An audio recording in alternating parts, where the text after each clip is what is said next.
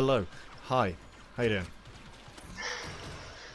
It's me, Chris. I'm here, back again on Scarif this time, as a snowtrooper, on the beach. It's pretty good. Yes, and I'm Dion. I'm not the bagel. No, not the bagel. But unfortunately the bagel couldn't come in this week, so we got Chad, my guy. So, yeah. The bagel's other personality. Yeah. Next week it'll be Patrica. Patrica? Who's Patrick? It's a reference to Split. Oh. You mean Patricia? Okay, whatever, I don't know. Anyway, Shut it's up. not important. That wasn't me, that's Patrica. We have Hello, Chad. We have Who's also Chad here. in today. Not the country, the human being, or a human being. Right. Anyway, We're 2 minutes in and we haven't even spoken about anything. Yeah, Right. Chad and Patrica. Um, Yes, hello. So, today we're talking about The Mandalorian, again. Season 2, Episode 3. The Heiress. I believe it's called, yeah. And it was directed by Bryce Dallas Howard. We haven't actually spoken about the directors in the last couple of episodes, but this person Very did good. episode 4 of last season, one of the Raiders ATST, which was a good episode, but I do feel like this is an improvement on her directing. Definitely. Yeah, So, sorry, go on. I was going to say, I don't actually remember who directed the first episode. I know the second one was the guy who did Ant-Man. Yeah. I can't remember who did the first one. Yeah, I don't remember either. I don't think I paid much attention. I think it was either Jon Favreau or Dave Filoni. Fair enough. But, yeah, I mean, this episode starts up basically right where the last episode left off. And they're going through space, and they're asleep. And they wake up because they're coming up upon the planet. And then, turns out I think it's the landing braces, I think they're called, are not responding. So they have to go for a manual re-entry. Which, that kind of explains why some landings end up being crash landings, And not happy like Anakin. landings. Yeah, and then you have other landings which are nice and smooth. But there's some sort of computer system. So I mean, it wasn't necessary, but it's a nice thing to have. Yeah. And right off the bat, there's a bit of tension because like they're burning up, they're like going quick, they're not really slowing down very quickly, and then they just about slow down, and then they add in a little bit of light comedy by just dropping in the water. Now, it wasn't a necessary piece of humour, but I think it worked. And we had the Mon Calamari sort of just shake his head and just walk away. Then you see them getting pulled out with all the seaweed and stuff on them. It was pretty cool. Yeah, it was a nice little bit of comedy. That was light-hearted, and it was actually quite funny. Yeah. And then he comes out, he pays the Mon Calamari 1,000 credits to fix his ship. So I assume that's a lot of money. But the guy's like, fix it, not sure. Make it fly. But yeah, it was a nice little quick exchange. It wasn't like, you know, a really big thing, but it added a little bit of depth. Like, even though it's a side character, it added something in, which I thought was cool. And then the frog people have their reunion, which I thought was quite a nice scene, considering we know basically fuck all about either of them. Yeah, it was a nice little scene, nice little happy scene of a family reunion. Yeah. I was kind of expecting her boyfriend/husband to die, or to have been caught, to have been caught cheating, because that's the narrative people always go. It's like, oh yeah, I'm gonna travel thousands of miles, come see this individual. You find out they're cheating. It's like, oh, but it turns out no. Yeah, to be honest, I was half expecting for there to be another fetch quest where he's been kidnapped. Yeah.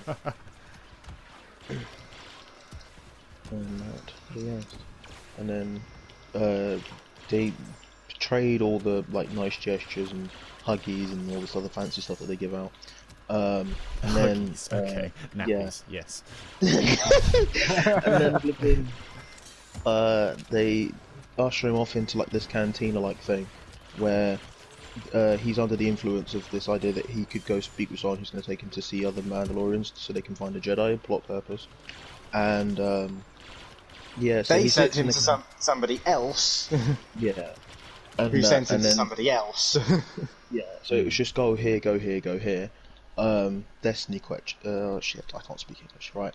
And then fucking, whilst in the middle of all of that, they sit down, and like the waiter or whatever they have them all going on in space is like, oh, in order to sit in this restaurant, whatever the fuck it's called, you have to eat.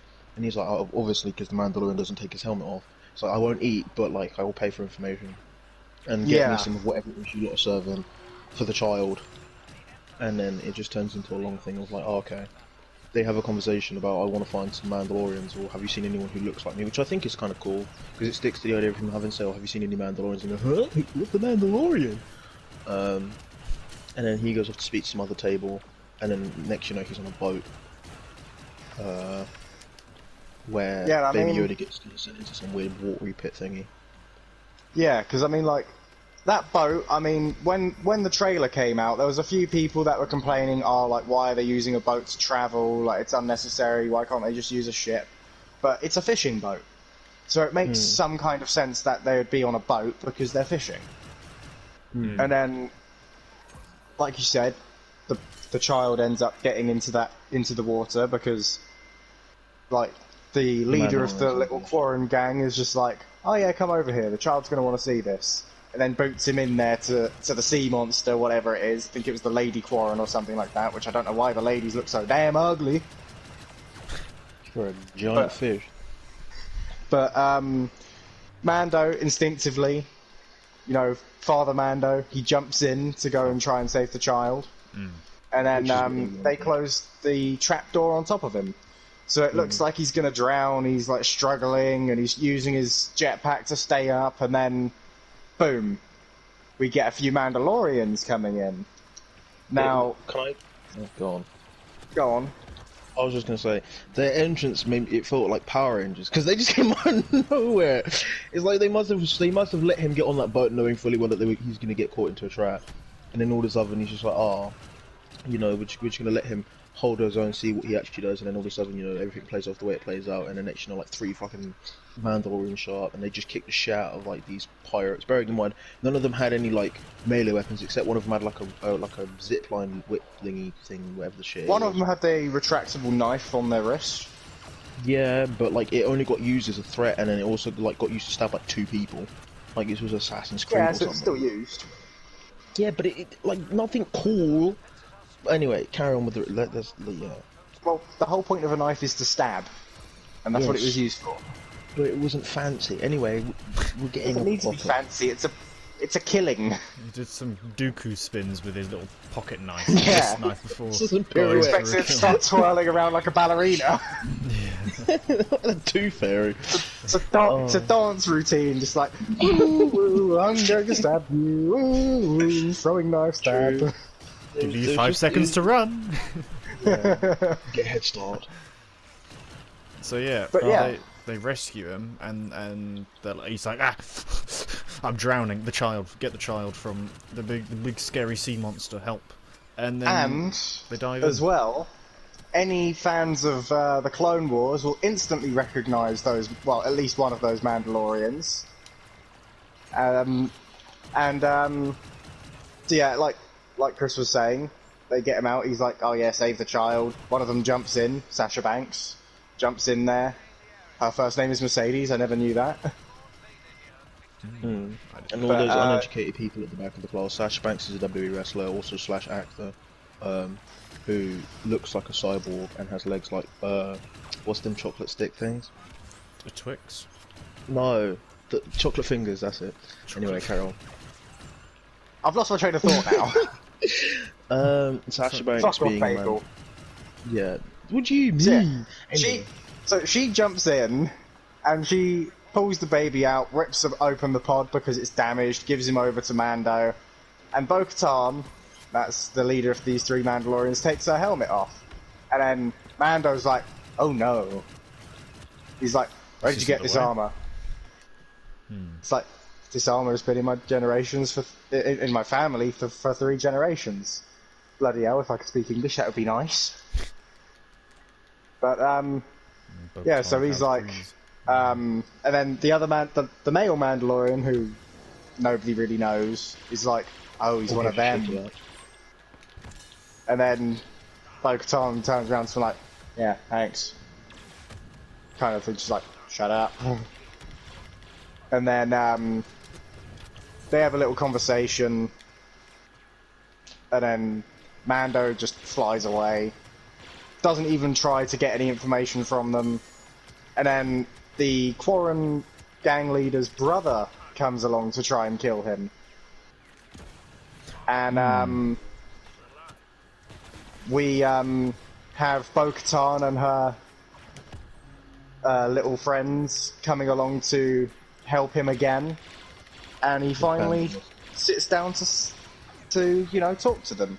Now, one thing I really liked was the way that these 3 Mandalorians worked together in the fight. Because it goes back to one thing that Bo-Katan says about how, you know, the Mandalorians are stronger together. And then they also reference why, you know, Mando and that specific collective kept their masks on. I mean, unlike us, they don't have COVID to deal with, but... Fair enough, that's an answer. But it's essentially, that group was known as the Watch, which I believe is just the Death Watch. Like, they are the Death Watch, they had the Death Watch symbol on them. But that they were zealots that wanted to reinstate the old Mandalore ways, which makes sense because in the original continuity of Star Wars during the KOTOR era, Mandalore the Ultimate, his mask was used to instate whoever was Mandalore. And obviously at some point it changed to being the Darksaber.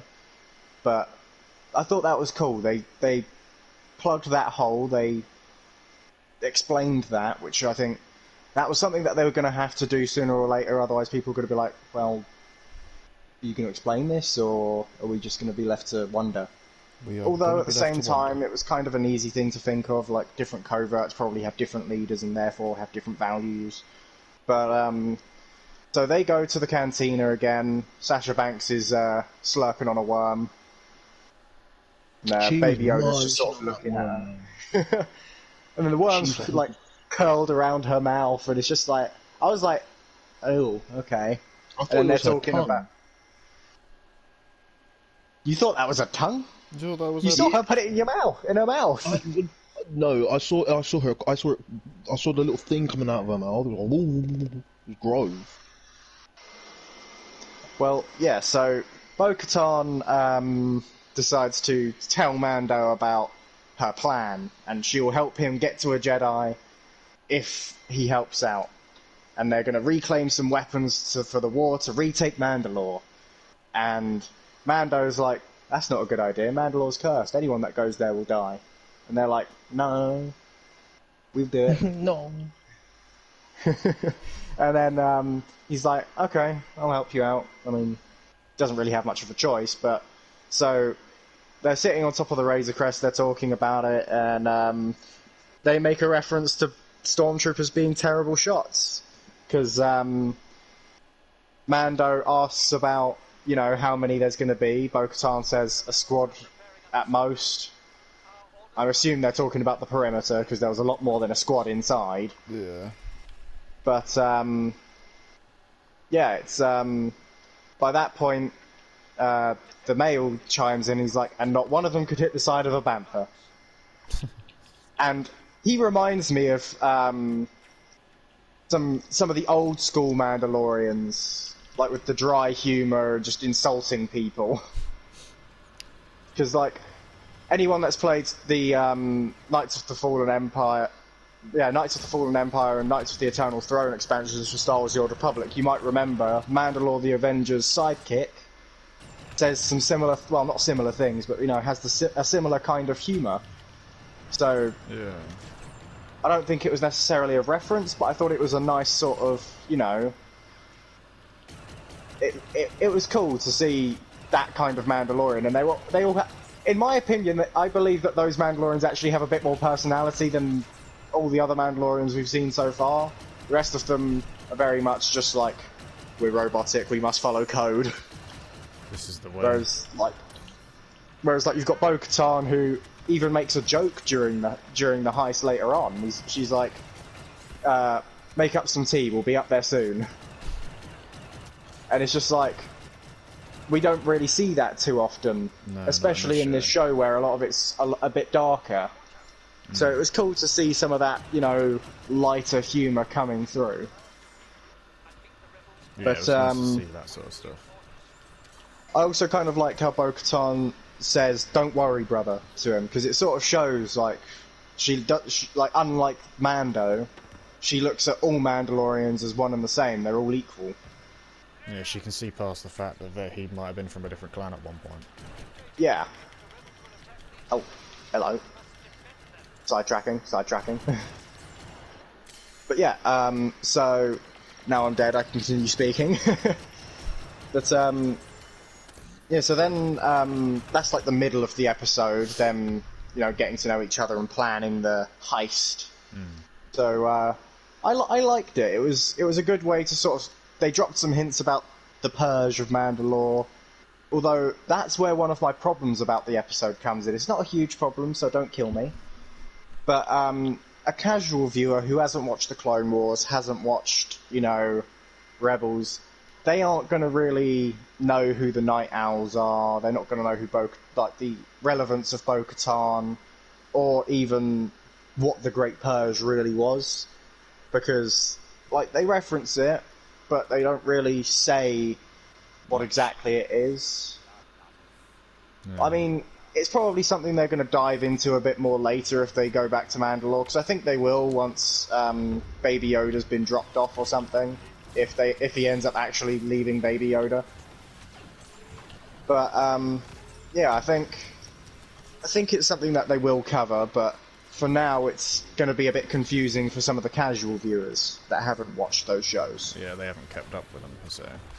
Yeah, I mean, overall I liked that middle part of the episode. It like didn't need to be balls to the wall action. They had a bit of action, they had some humour, they had some character development, they gave some backstory. Yeah. Episode was solid up to that point, and it continued to be. Yeah. I mean, because next they're obviously going on the heist, and I liked how they drop in and they just start taking out the stormtroopers like easy, and they're like, "Oh, it's pirates." It's like, you wish. You wish it was just pirates.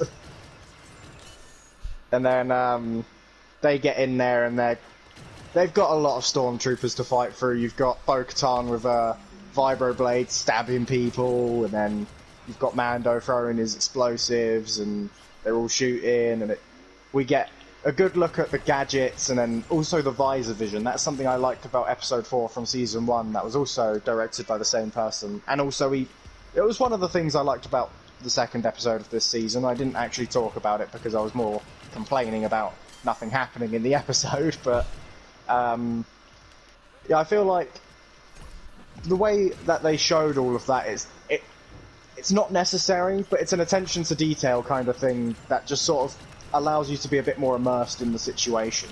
Yeah. It's like in a video game, like, you could go into a first-person shooter and just have clear vision, like how you would in this game, for example. But then at the same time, you could put the little HUD on there, so like, it looks like you're actually looking through the visors. And it adds a different level of detail and immersion to it.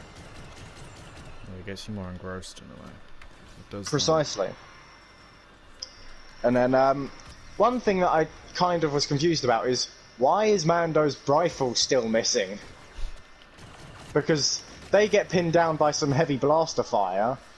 I reckon, like, no, he wouldn't have been able to have taken them all out with it, but it definitely could have helped. Yeah, it would have given them an assist. Could have gotten rid of some of the heavy fire, eased their fighting. Yeah, he could have taken a couple of them out at least. But no, he just goes in there with his pistol, and I mean, yeah, he's still good at fighting, but at the same time, he probably could have taken a few more of them out. It felt like he barely shot any of them, for me at least anyway. No, yeah, honestly, like, when I watched it, I was kind of sitting there like, why are you still hugging the wall? You've got Beskar armor on. Shoot them. And then he kind of just tanks them all at the end just to throw some little jam tarts at the wall so they explode. It's fucking stupid.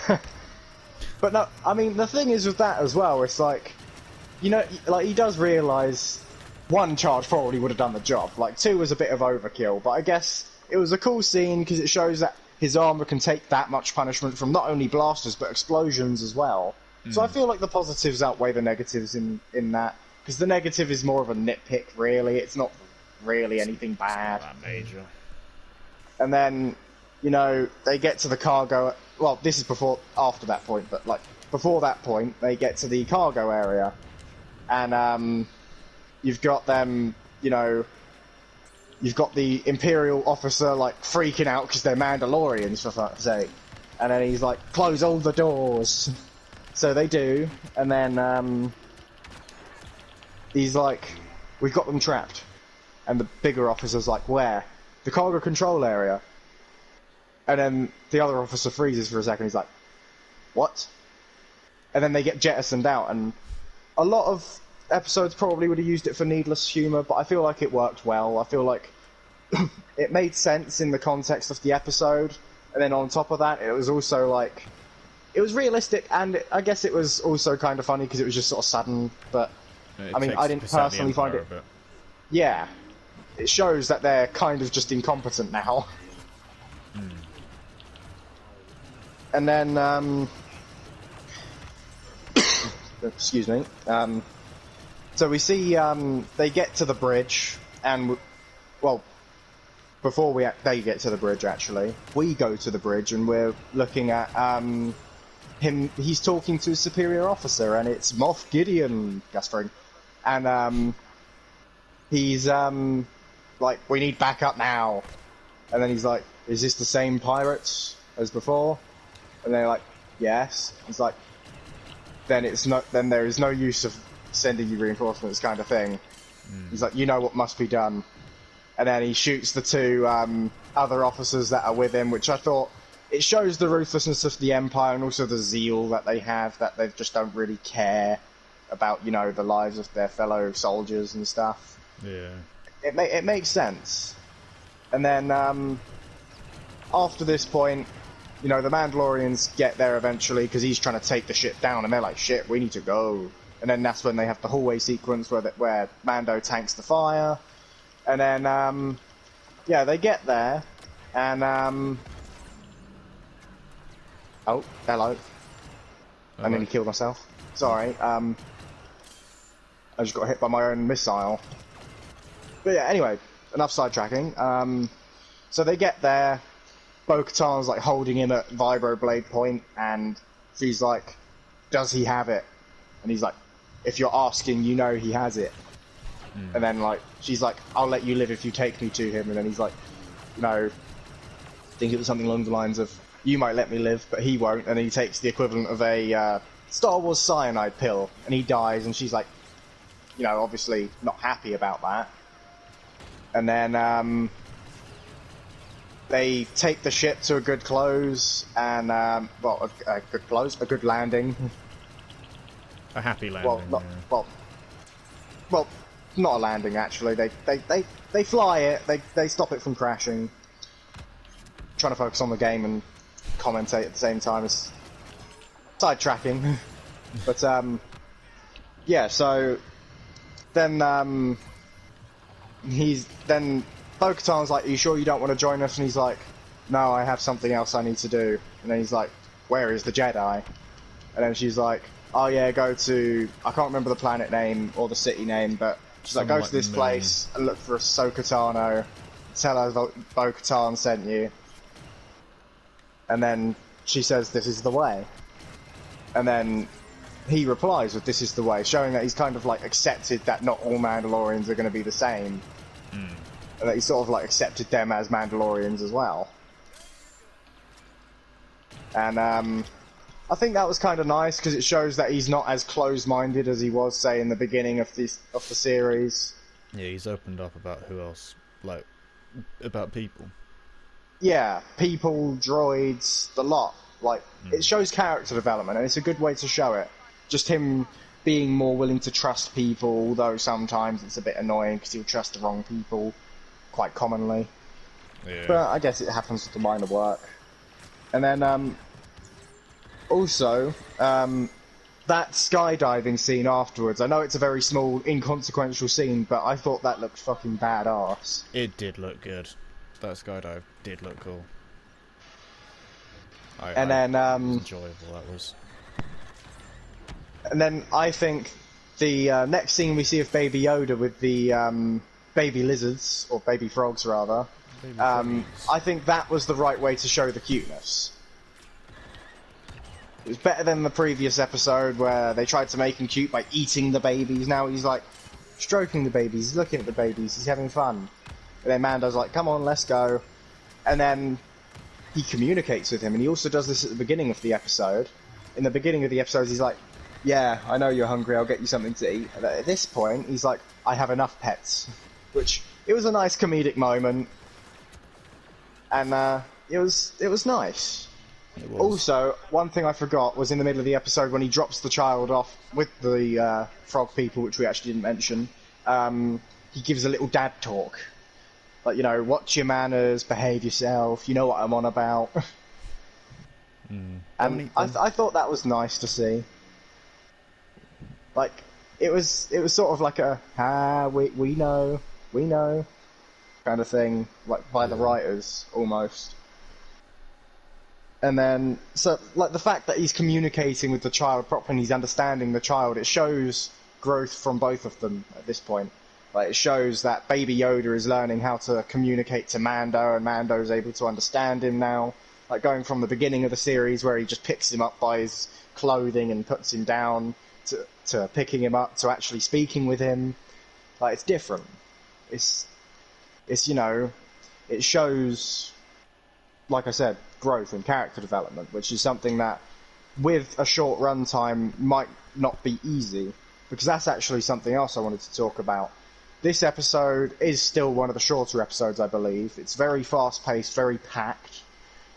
Now, if this season kept with the first episode's longer runtime, they could have explained things a bit more, done a bit more in the quieter episodes, and I mean, I don't think this episode struggles as much as the previous episode because of it, but I do feel like a little bit of extra exposition, maybe, or even just backstory to the characters would have been something that would have been nice for the casual viewer. Like, it doesn't really bother me too much, purely because, you know, I've watched the Clone Wars, I've watched most of Rebels, I've obviously watched The Mandalorian, I've watched the movies, I have a decent amount of knowledge on the books and games and stuff, so it doesn't bother me so much, but I do see how a casual viewer could be there just like, huh? But, you know, they might still explain it later on, depending on how much filler they want to put in. But, I mean, overall, I really liked this episode. I think it's probably... So far, it's my favourite episode of the season. My favourite episode of the show, I'm not quite sure. It's between this episode, Season 3 of the last episode... No, not Season 3 of the last episode. Episode 3 of the last season. And then also Episode 8 of the last season. It'd be between those. And whilst a lot of people that defended the last episode did say things like, oh yeah, you only didn't like it because there wasn't Boba Fett or a lot of Mandalorians, whilst there being Mandalorians did help my enjoyment of the episode, it was the pacing and the writing that made it feel, you know, it made it feel proper. It made it feel more like The Mandalorian than the last episode, whereas the last episode felt a little bit awkward to me. Whereas this one, it felt like it was really going back. And even the soundtrack, like, I go off on tangents about soundtracks sometimes, but, like, it felt more like Season 1's Mandalorian theme. Like, there was a few, like, obviously the Night Owls theme, I really liked that. That was pretty cool, and it was different, but at the same time, it didn't have as much of the, say, hip-hop hints as, say, the Resistance theme in the last one. Yeah, today's episode did feel, like you said, more like the series as we've known it so far. Obviously, there was new stuff. There was seeing of the Night Owls and developing on the story of this season. And Yeah. obviously character growth in it, but it was cool. It had the added element of coolness that it's known. That's one of the strong things this series has had. So the characters are pretty cool. Soundtracks, it all just kind of worked better. Yeah, nothing what I've said means that they shouldn't be trying to do new things. They should definitely try to do new things, but within reason, keeping it feeling like the same show. Yeah. Because that's something that some TV shows do fail with having, you know, different directors. But at the same time, I feel like I feel like they can pull it off. I think there's still going to be some growing pains with their filler episodes. Like the Clone Wars, the first couple of seasons were a bit They weren't as good as the later ones, and the later ones, those are the ones that everyone loves. So I feel like it might be a very similar thing. But at the same time, I do really like the show so far.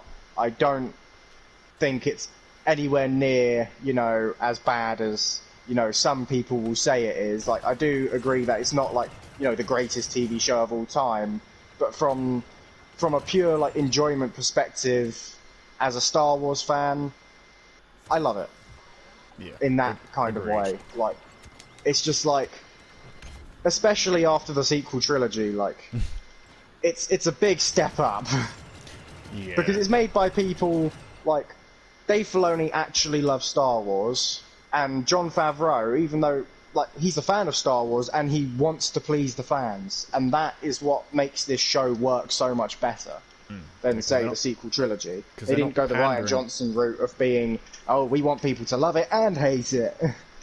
Yeah, because they're not pandering to the fans, but they're respecting what's been made, respecting and what they they're love. giving a bit of fan service in there as well, because fan service doesn't hurt. All while adding something new at the same time. They're getting a good blend of everything. It's not perfect, nothing is, but they're doing a very good job.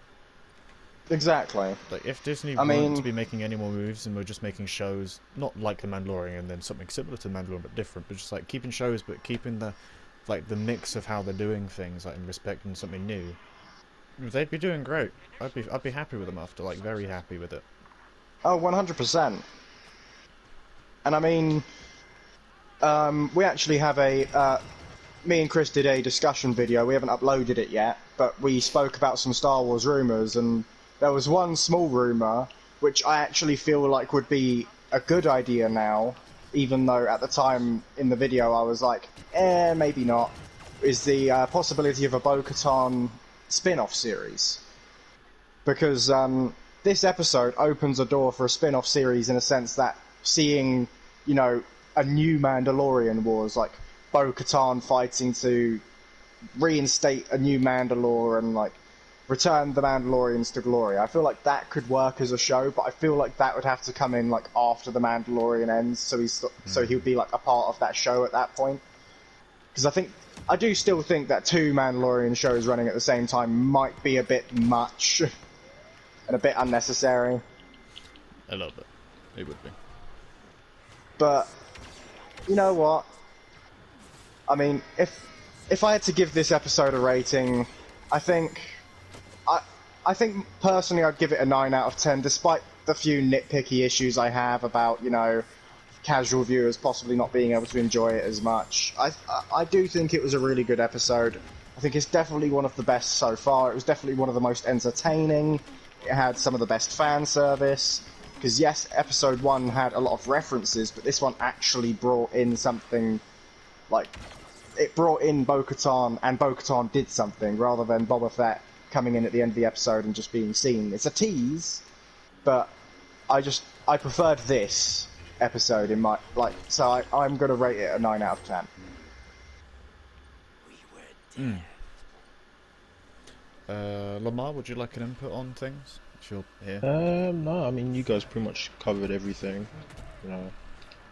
I mean, I had a few nitpicks, but most of them were already said. Just the odd few things, like I'm done with all the cock teasers, sort of thing. That's one way of putting it. Yeah, I mean, that's what Giving they us our do. blue It's just, Mandalorian armor. trust me, it's like fucking blue balls all the fucking way. Where it was like, can't be arsed.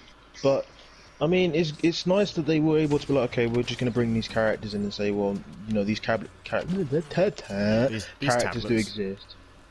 Yeah, these people exist, and they're not just cartoons and so on. But at the same time, like as Dion says, it is a bit unfair for the casual fans. But at the same time, it gets them into wanting to research who these characters are. Yeah. Which is a good thing in that sense, and obviously with the directors who know Star Wars and know how to do things and know how to push the narrative in a way that doesn't make it boring, but at the same time the fans can watch it and come back and rewatch it. Whereas no one's going to rewatch the fucking sequel trilogy. I'm sorry, that shit should No, not even exist. I would not rewatch the sequel trilogy if I had it on Blu-ray. No. I would sell it. Yeah, no, I wouldn't even. I would burn the DVDs if I had to. Yeah, let's not torture people with that. No. But I mean, like, I watched this episode twice. The first time I was still half asleep. I was just sort of seeing what the episode was, and then the second time I was taking notes. And then, yeah, I mean, I think one thing I actually forgot to touch on about Bo-Katan is how well I think they adapted her to the silver screen as well. Like, it's almost one-for-one accurate. And Katie Sackhoff, like, she did the voice for Bo-Katan originally, and seeing her play her in live action, like, originally, because I'd only ever seen her in The Flash, so I'm used to seeing her as Amunet, this crazy British woman who's a bit old. So I'm thinking, so I was thinking, could she be a Mandalorian? No.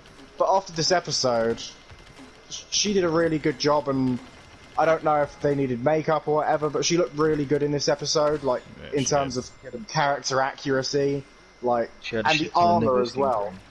It was one of my favourite, it's one of my favourite pieces of armor so far, like, in live-action Star Wars, by far. Nivea skin like, cream the attention to detail is just insane. Yeah, they did an incredible job with the outfit, outfit design this episode. It was a very, they did a very good job with it. Yeah. But yeah, I mean, you guys' ratings or any other thoughts?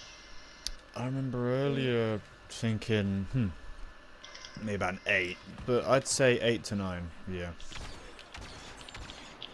And Lamar? I would probably give it 8. Yeah, 8 or a 9. I wouldn't even go for a 7. I'd say 8 or a 9. Alright then, so The world building sort of thing. So, like a high 8 then. Yeah.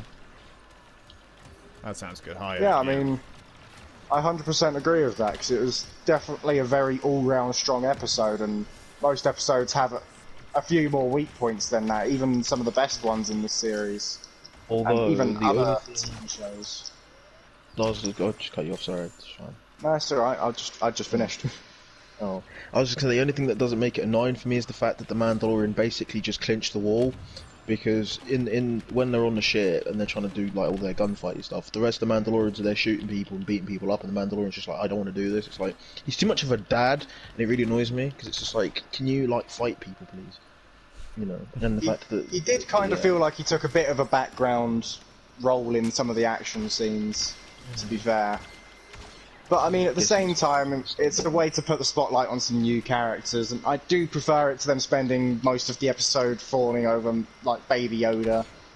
Like, I feel like they did the perfect amount of attention to him and away from him in this episode.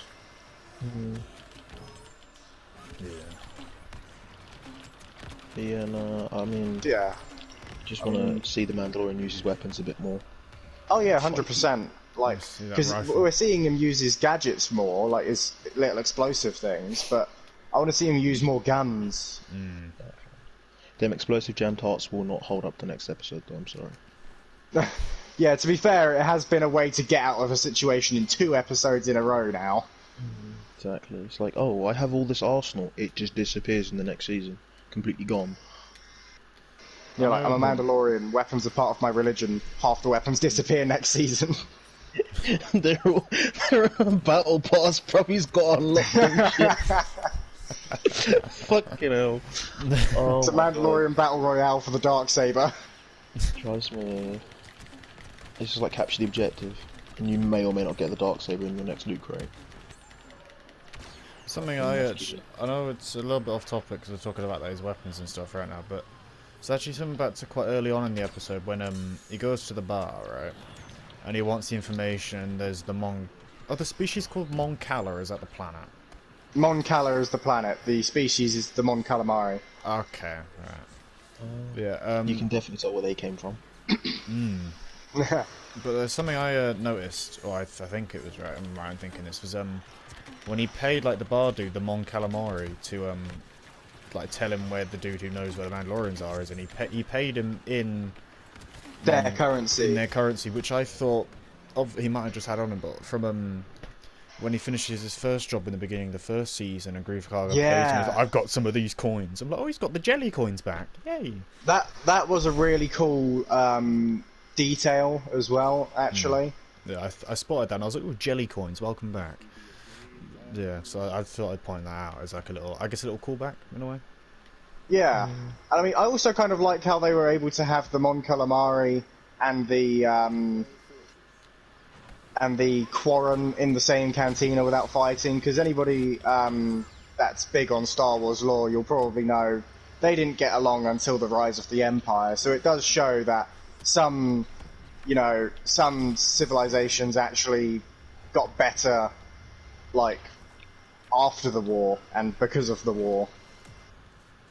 So it's sort of showing the flip side from the last season, where the guy's saying, like, the Empire improves every system it touches, peace, prosperity, trade, security, all those sorts of things. And it's like, yeah, but it's not. The Empire only really helped because everybody was united against them. Yeah, I mean, it was cool. There's a lot of little details. They weren't like straight up Easter eggs like they were in the first episode, but they were cool. I think they were more cultural than anything else, which is something that I think is a good focus for Star Wars, because they have all these different cultures and all these different, species. It is good that they're able to focus on them more, even if it is small little details that only the obscurities, like, are noticed by the, hardcore fans that know a lot about the expanded universe, or, the books and comics and stuff like that. Yeah. It's like that thing. I didn't know that the Mon Calamari and the Quarren don't have the best of histories. I was not aware of that. Yeah, they're the two races that lived on Mon Cala. Oh, they both lived there. Yeah. Ew. They were always quite tense. That's why I think that's one of the reasons why they were able to militarize against the Empire so quickly. Because they were already sort of fighting amongst each other. Yeah, exactly. Is there one species that was stronger than the? I know it's quite off topic, but I'm curious. I'm learning. The Mon Calamari did. They ruled the planet officially, but it wasn't like, oh yeah, we rule over the Quarren. It was more just like a. I guess it would be like a Republican and Democrats kind of debate. Okay. Like they were part of the same planet, and they had the same sort of view about outsiders, but they also didn't really like each other.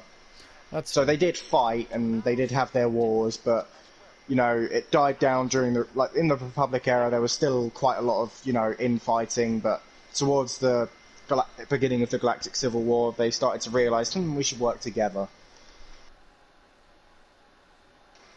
Wait, is the fourth guy left again? Yeah, the fourth guy left. For God's sake. We just can't complete a match without someone leaving or me DCing. Daniel Cormier doesn't like us.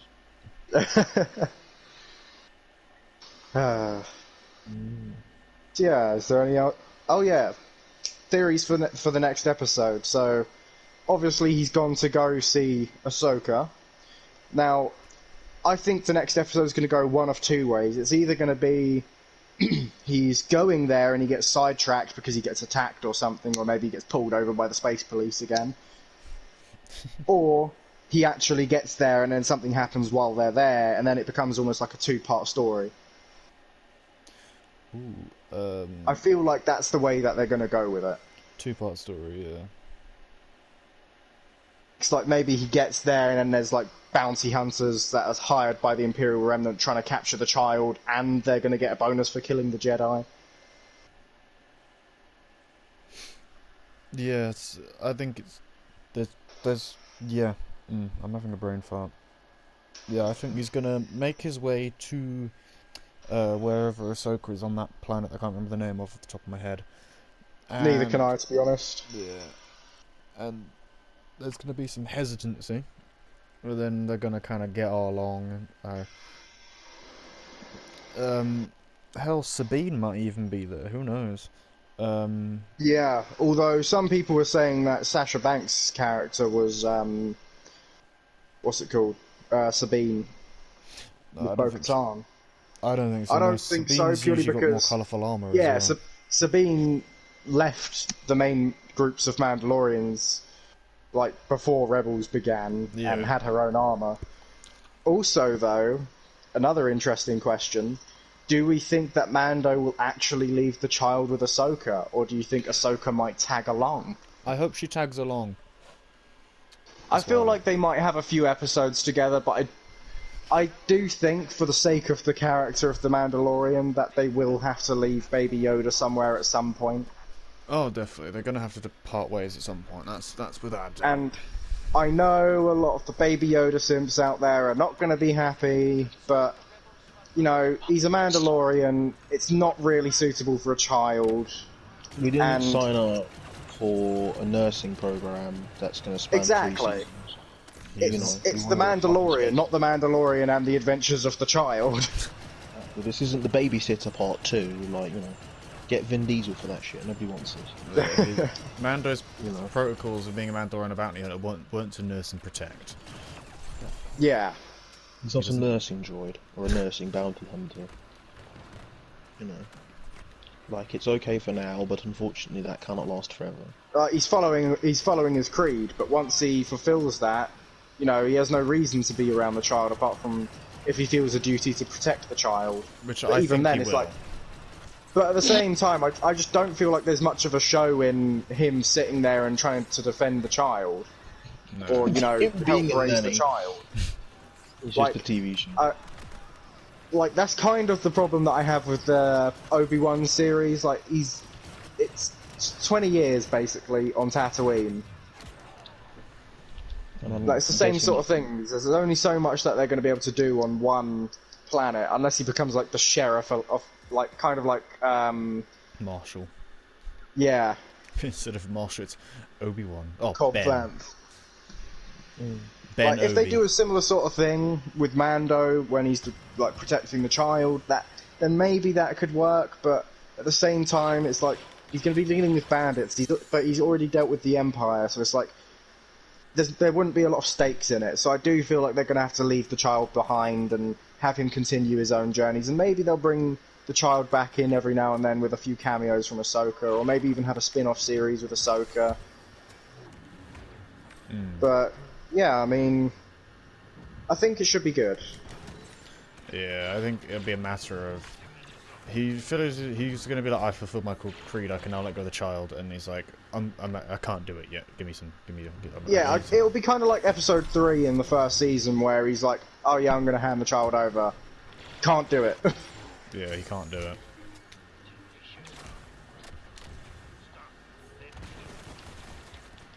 That's what I think is going to happen. Lamar? I think for the next episode, I think that like they're gonna do it in a way where it's like the next episode is gonna be them traveling to the planet, and then the episode after that's gonna be the episode where he is on the planet, but he doesn't like find Ahsoka to the end of the episode. So it's kind of like a 2-episode build-up.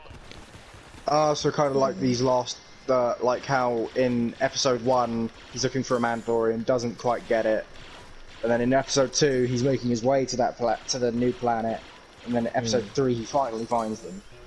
Yeah, sort of thing. So it's like a 2-3 episode build-up. Yeah, I do kind of see them doing that, because it would be a similar sort of format to the Clone Wars where they had like a 3-part sort of arc, which can work, but with an 8-episode season you don't really have the flexibility to be doing that with your time. No. True. Just spaces out the episodes and it kind of gives them like filler. Yeah. Yeah. I think they just need to be careful with how much filler they use. Because I think that could be the downfall of this season. But then you've But also the got to first think about season, how you they have a get bit back of... to, I guess, Tatooine, because there's got to be more with Boba, for sure. He's got to get Yeah. his armor back. Either that or Boba's going to escape. But I think they just have to be careful with how much filler they put in, purely because, you know, the first season, it had a bit of leeway. But that was because, you know, it's the first season. You're going to expect some growing pains. But the second season, you're expecting them to find their rhythm a bit. Yeah. So But other than we that- really just have to see. Yeah. Right. I think that should be it. Yeah, I don't think there's anything more for us to talk about. No, I can't think of anything off the top of my head. Ow. We've got our next one up in one part. Yay! Hooray! Right. I feel like someone else should do the intro. You don't, The I can't do outro, it as god damn it. Yes, we'll do the intro. Let's go. Yeah. Hello, So hi everyone. guys, Star Wars Media here. I'm Dion. That's Chris. The bagel is the one that bagel. can't speak English. As he just swings his lightsaber with Vader. I like that. Good shot. Good job. Yeah. So yeah, join us next week. Same batshit time, same batshit place, same batshit series. Fuck off.